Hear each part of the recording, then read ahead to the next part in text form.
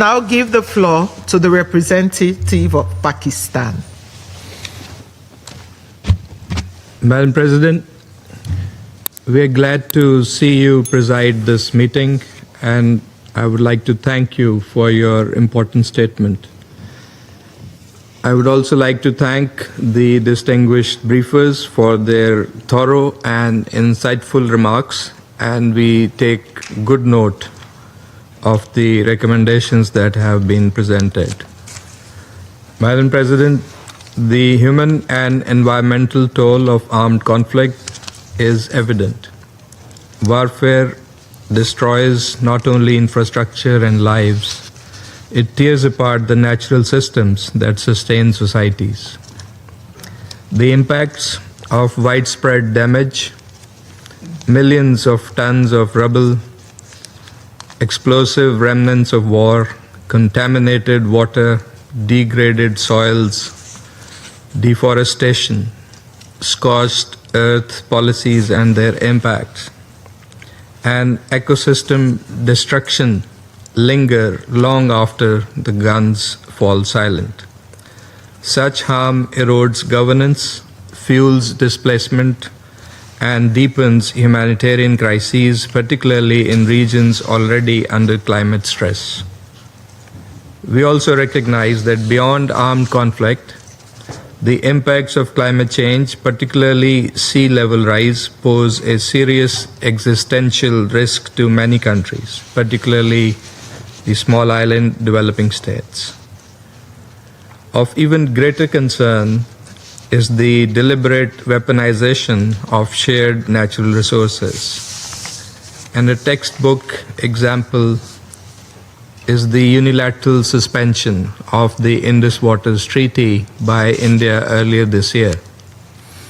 For more than 6 decades, this treaty has stood as a model of cooperation, ensuring equitable and predictable sharing of the Indus Basin's waters between Pakistan and India, even in times of war.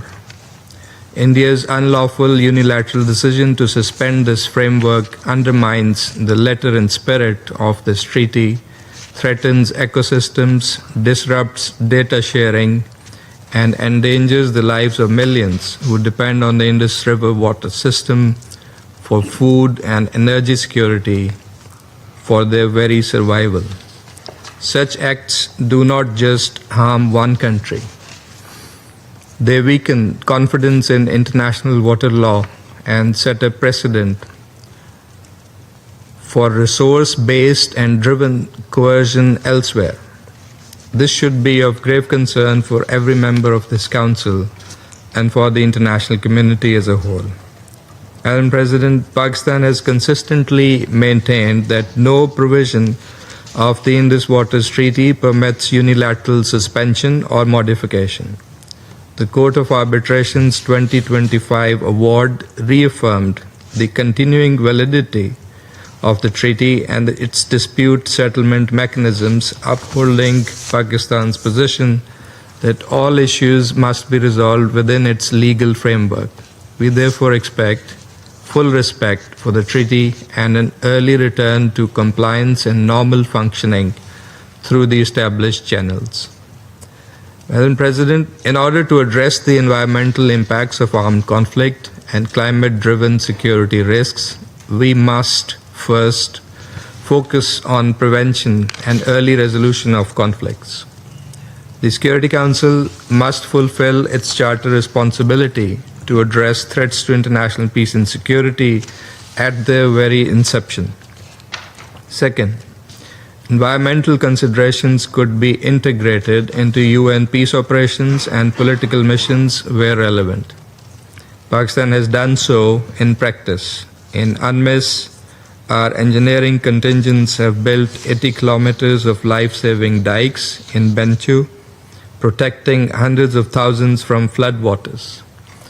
In MINUSCA, our peacekeepers have facilitated transhumance dialogues to prevent resource-based tensions. We welcome growing attention to making peacekeeping greener. These actions should be embedded in planning, budgeting, and mandate design. Third, uphold international law, especially international humanitarian law. This includes the obligations for parties to distinguish between civilian and military objectives, to take constant care to spare the civilian population, and to avoid methods of warfare expected to cause widespread, long-term, and severe damage to the natural environment. Fourth, promote UN system coherence. Greater coordination among UN country teams, DPO and DPPA, together with regional organizations and international financial institutions, is essential to align activities for environmental recovery and post-conflict stabilization, ensuring that financing, technical assistance, and field operations are mutually reinforcing. Fifth, provide climate and biodiversity finance that is new, additional, predictable, and grant-based. COP30 in Belém offers an opportunity to deliver on this, including by adequately capitalizing the Loss and Damage Fund, scaling up adaptation finance, and agreeing on a clear path toward implementing the new collective quantified goal on climate finance. However, we stress that such finance must not be debt-creating, nor should it be double-counted with development, humanitarian, or peace and security finance. Madam President, while recognizing that environmental damage in conflict is not just collateral damage, but can be a multiplier of insecurity, it is Pakistan's firm belief that comprehensive measures to address and combat the pernicious phenomenon of climate change can be best pursued through universal platforms under a cooperative approach based on the cardinal principle of common but differentiated responsibility and the legal obligations and commitments of parties.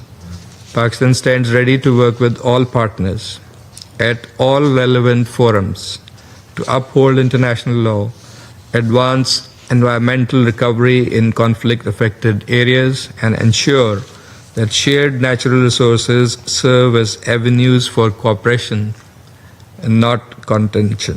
Thank you.